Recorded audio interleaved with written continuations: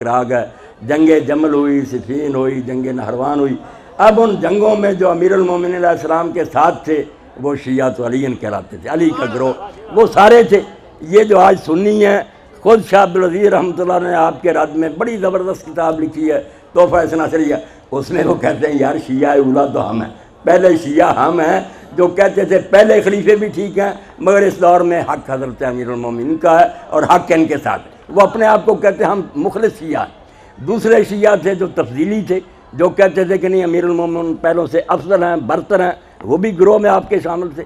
تیسرا گروہ آپ کا تھا جو کہتے تھے کہ پہلوں نے یار زیادتی کی، حق تو پہلے دن سے علی علیہ السلام کا تھا، یہ گروہ بھی موجود تھا، یہ چھپی ہوئی بات نہیں۔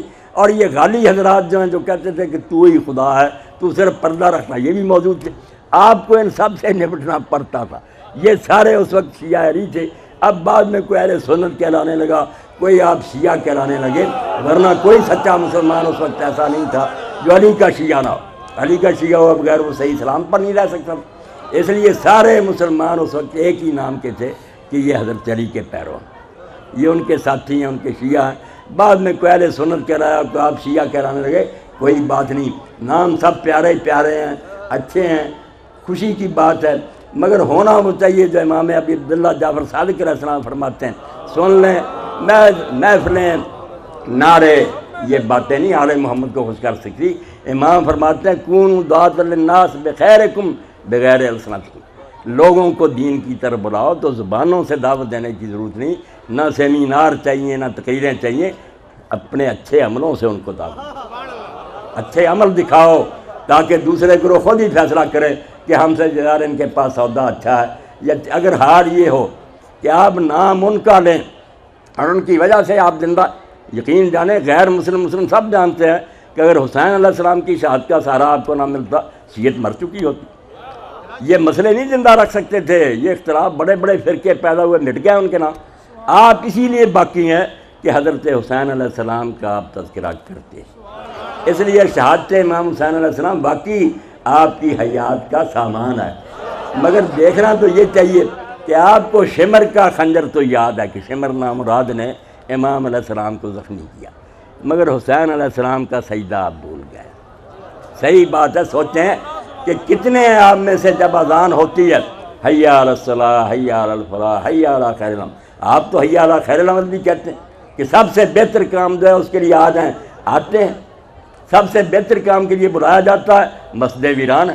اب حسین علیہ السلام کا نام لینے والے سوچیں ذرا اور اپنے گریبانوں میں جھانکیں کہ دوپہر کا وقت تھا، ابھی زیادہ وقت نہیں، زور کی نماز کو ہوا تھا، دن ہی ڈلا تھا نا، اسی وقت آپ کے مؤذن نے ابو ثمامہ صاحب جی نے دیکھا کہ سورج تو آدھے آسمان سے گزر گیا، نظر اٹھائی، آپ نے فرمایا ابو ثمامہ کیا دیکھتے ہو؟ کہنے لگے امام علیہ السلام درو کی شمس تو ہو گیا، سورج اپنی جگہ سے ٹل گیا، زور کا وقت شروع ہو گیا۔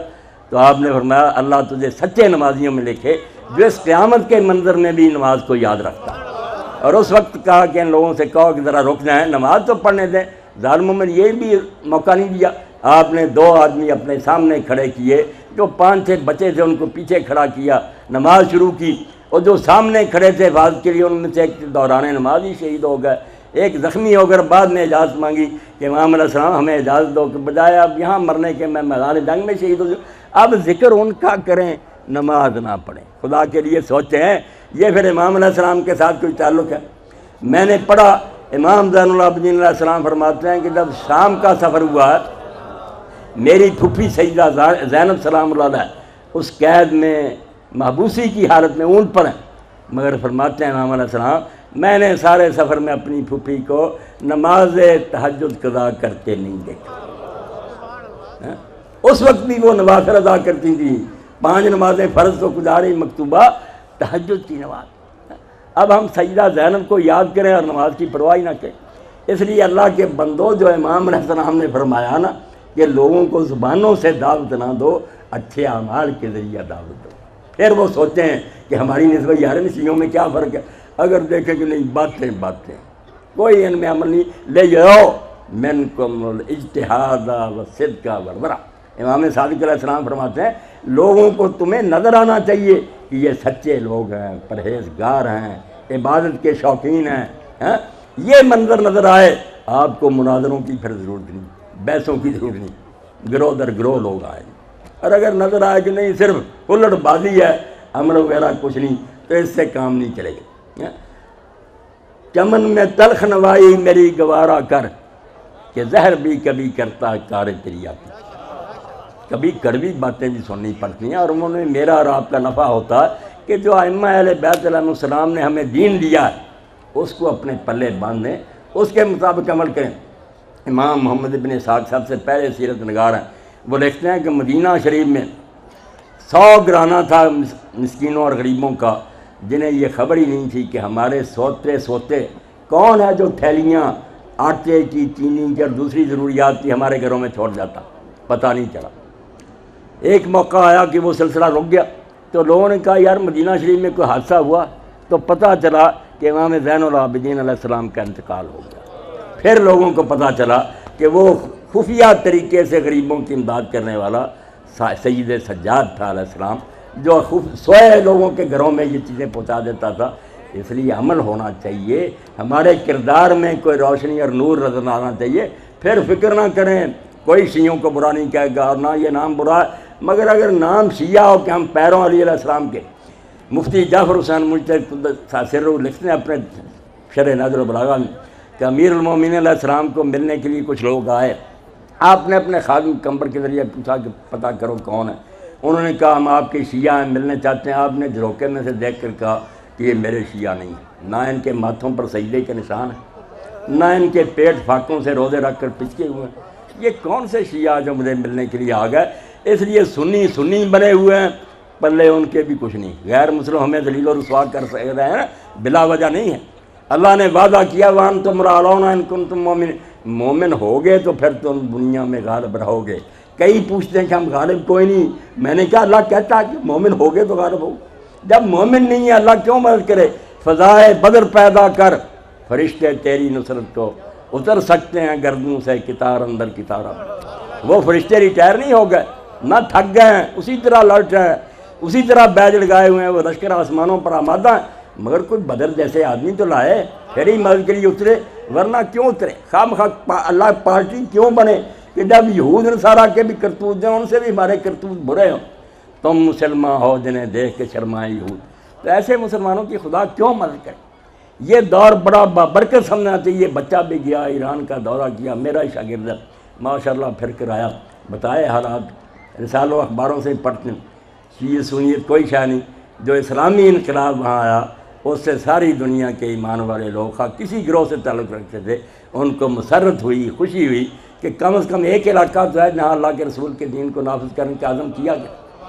اس لیے اس انقلاب کو آپ سمجھیں کہ امام علیہ السلام کی آمد کا یہ مقدمہ تمہید ہے، امام قائم کے ظاہر ہونے کا یہ سمجھیں ایک پیر تیار ہو رہا ہے. مگر اس کے لیے ہمیں تیار ہونا چاہیے کہ امام آئے تو ہم ان کی فوج میں شامل تو ہو سکیں، ہمارے کرتوت ایسے ہوں کہ ہمیں لشکری بنا سکیں. ورنہ اگر وہ کہیں لستا منی گوہدت مولائے ما، آقا کہہ دیں یار تو میرا کچھ بھی نہیں لگتا، تیرے ساتھ میرا کوئی تعلق اور نسبت نہیں، کیا پلے رہے گا؟ تو اللہ توفیق دے. یہ دن جو رسالت مآب علیہ السلام کی یاد کا منا رہے ہیں، اس سے زیادہ خوش بختی اور خوش نصیبی کوئی نہیں کہ اللہ کے رسول علیہ السلام کا تذکرہ آپ کر رہے ہیں. رسول کریم علیہ السلام کا تذکرہ ہی تو دین و ایمان کی جان ہے. میں صرف آخر میں ایک واقعہ جو خواجہ حافظ شیرازی رحمۃ اللہ نے ایک ایسا لافانی شعر کہا ہے اس بارے میں، باولائے تو کہ گر بندہ خیشم خانی. اے اللہ کے رسول تیری محبت کی قسم ہے کہ اگر تو ایک مرتبہ کہہ دے نا کہ تو میرا غلام ہے، یہ مان لے اور کہہ دے کہ تو میرا غلام ہے. باولائے تو کہ گر بندہ خیشم خانی، اثر خواجگی کون و مقام برخیزم، میں دونوں جہان کی سرداری اور خواجگی چھوڑ دوں گا، تیری غلامی کا میرے ماتھے پر نشان لگ جائے، تو غلام تسلیم کرے. اب یہ واقعہ کیا تھا؟ اللہ کے رسول علیہ السلام نے ابھی اعلان نبوت نہیں فرمایا تھا، تو زید ابن حارثہ اپنی ماں کے ساتھ اپنے ننہال گئے ہوئے تھے بنو کرب کی کہ یہ آدمی تھے. وہاں ڈاکوؤں نے ڈاکہ ڈالا، ان کو گرفتار کر کے لے گئے. مکہ کے قریبی بازار اور منڈیاں ہوتی تھیں، وہاں اوقاز کے میلے میں بیچ دیا. حکیم ابن حزام نے خرید لیا. وہ سیدہ خدیجہ رضی اللہ تعالیٰ عنہ کے بھتیجے تھے، انہوں نے لا کر اپنی پھپھی کو دے دیا. تو پھپھی کا نکاح جب سید کائنات فخر موجودات حضرت محمد رسول اللہ صلی اللہ علیہ وسلم سے ہوا تو انہوں نے رسولہ کو دے دیا. ان کے باپ اور چچا تلاش کرتے رہے کہ ہمارا بچہ کدھر گیا. پھرتے پھراتے وہ مکہ معظمہ میں آئے تو انہوں نے پہچان لیا کہ یہ ہمارا بیٹا یہ زید. پتہ چلا کہ یہ اس وقت رسول اللہ کی تحویل میں. وہ آئے اور انہوں نے کہا محمد رسول اللہ صلی اللہ علیہ وسلم خاندانی لوگ ہیں, غلام نہیں ہیں. بدقسمتی سے ڈاکو نے ہمارے بچے کو بھیج دیا, آپ جو اس کا عوض لینا چاہتے ہیں ہم وہ بدلہ دیتے ہیں, آپ اس کو دے دیں, ہم اپنے بچے کو لے جائیں. تو اللہ کے رسول علیہ السلام کا بلند کردار اور خلق عظیم یہ تھا, آپ نے کہا میں کچھ نہیں لوں گا, زید سے پوچھ لو, اگر جانا چاہتا تو میں مفت میں سے بھیج دوں گا, میں کچھ نہیں لوں گا. اب زید کو جب بلایا گیا, اللہ کے رسول کا بلند کردار تھا قرآن کے ساتھ, جس نے دنیا کو فوج در فوج اسلام میں داخل کیا. زید کو بلا کر آپ نے پوچھا پہچان سے ان کو؟ انہوں نے کہا ہاں یا رسول اللہ یہ میرا چچا ہے, یہ میرا باپ ہے. آپ نے فرمایا یہ لینے کے لیے آئے ہیں, اگر تم جانا چاہتے ہو تو میں کوئی افزانہ نہیں لوں گا, مفت میں بھیج دوں گا. اس نے کہا توبہ توبہ یا رسول اللہ, آپ کی غلامی مجھے اس آزادی سے 1000 درجہ زیادہ محبوب ہے, میں آپ کی غلامی چھوڑ کر نہیں جاؤں گا. اب باپ اور چچا نے کہا زید تم عجیب آدمی ہو کہ ہمیں چھوڑ رہے ہو اور اس آدمی کے پاس رہنا چاہتے ہو تو تمہارا کچھ نہیں لگتا. انہوں نے کہا جو میں نے اس میں دیکھا نا وہ آپ میں مجھے نظر نہیں آتا, اس لیے میں رسول اللہ کا دروازہ چھوڑ کر نہیں جاؤں گا. اور اللہ کے رسول کا دروازہ اتنا بڑا اعلیٰ اور اونچا ہے, اس سے بڑی کوئی بارگاہ نہیں, کہ سلطنت اسلامیہ کا سربراہ تھا عباسی دور میں, ہارون رشید اس کو کہتے ہیں. اب وہ اپنی سلطنت کا اتنا زبردست باجبروت حکمران تھا کہ بادل آتے اور گرجتے تو وہ کہتا جہاں جی جا کر برسو, یا وہ میرا علاقہ ہوگا یا وہاں کا خراج مجھے آئے گا. پوری دنیا پر اس کا ہولڈ تھا. اب وہ مدینہ منورہ آیا تو اہل سنت کے ایک امام آپ کے بھی ہیں, سارے امام مشترکی ہیں, عزت کرنی چاہیے. امام مالک تھے, اس نے کہا کہ آپ مہربانی کریں, مدینہ شریف کی گلیاں جو ہیں یہ ویران ہیں, یہاں کو روشنی نہیں, بغداد چلیں, دارالحکومت تھا, وہاں باغات ہیں, چشمے ہیں, محل ہیں, آپ میرے پاس جائیں اور وہاں تخت پر بیٹھ کر ہمیں درس دیا کریں. گفت مالک مصطفیٰ را چاکرم نیست جو سودائے اندر سرم.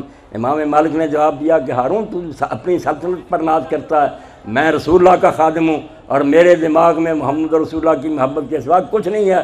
من کے باشم بستا ہے فطرا کے برن خیز مظہرین پاک. میں رسول اللہ کا غلام بن چکا ہوں, اب میں اس دروازے کو کبھی نہیں چھوڑوں گا. تو یہ محبت ہے جس کا کوئی ذرہ مجھے اور آپ کو نصیب ہو جائے, ہماری دنیا اور آخرت سنور جائے. یقیناً اللہ کے رسول علیہ السلام کی محبت کے بغیر نہ اس دنیا میں ہم سرخرو ہو سکتے ہیں, نہ آخرت میں ہمیں نجات نصیب ہو سکتی ہے. اللہ آپ کو خوش رکھے, آپ کی اس محفل کو بارونق بنائے, قبول فرمائے آپ کی یہ صحیح اور کوشش, اور یہ رونقیں جاری رہیں. مگر جو اصل غرض اور مشن ہے کہ ایک ہو جائیں, اس کو ذہن میں رکھیں, اختلاف کو مٹانے کی کوشش کریں. مقرر حضرات سے بھی منت اور سماجت کریں کہ بہت ہو چکی, آگ بہت بڑھتی ہے اور امت جل گئی. خدا کے لیے کچھ ایسی باتیں کرو کہ یہ ایک ہو جائے. ائمہ اہل بیت علیہ السلام بھی ہمارے سر کے تاج ہیں, ان کی کوئی ایسا شخص جو اہل سنت ہے بے ادبی نہیں کر سکتا. آپ اہل سنت کی کتابیں لکھیں, ائمہ اثنا عشر کے حالات میں مستقل کتابیں لکھی ہیں کہ یہ کون بزرگ تھے اور ان کی کیا کرامات تھی, وہ منکر نہیں ہیں. میں نے خواجہ نقوی صاحب سے سنا, ایک محفل میں آئے, انہوں نے کہا جب تک یار میں مدرسے عمل میں نہیں تھا ہم سمجھتے تھے کہ یہ سنی نہیں اہل بیت کو مانتے. اب میں جب ان کے مدرسوں میں گیا, ان سے ملا, مجھے پتہ چلا کہ ماننے کا رنگ جو ہے تھوڑا بہت مختلف ہے, ورنہ توبہ توبہ خاندان رسالت کا منکر کون ہو سکتا؟ مسلمان ہونے کے بعد اہل بیت سے انحراف سوال ہی نہیں پیدا ہوتا. از ورائے دودھ مانس زندام در جہاں مثل گہرتا بندام. اقبال کہتا میں علی علیہ السلام کی اولاد کی محبت سے تو موتی بنا ہوں, اور دنیا میں اگر چمک رہا ہوں تو محض اسی چیز کا فیض ہے. اس لیے اللہ تعالیٰ مجھے اور آپ کو محمد و آل محمد کی محبت پر قائم رکھے, اسی پر موت دے, اور اس رشتہ کو ذہن میں رکھتے ہوئے سارے مسلمانوں سے پیار اور محبت کریں. وآخر دعوانا الحمدللہ رب العالمین وصلی اللہ تعالیٰ علی عبد اللہ ورسولہ خاتم النبیین سیدنا و مولانا محمد علیہ وصحبہ اجمعین. اللہ خوش رکھیں.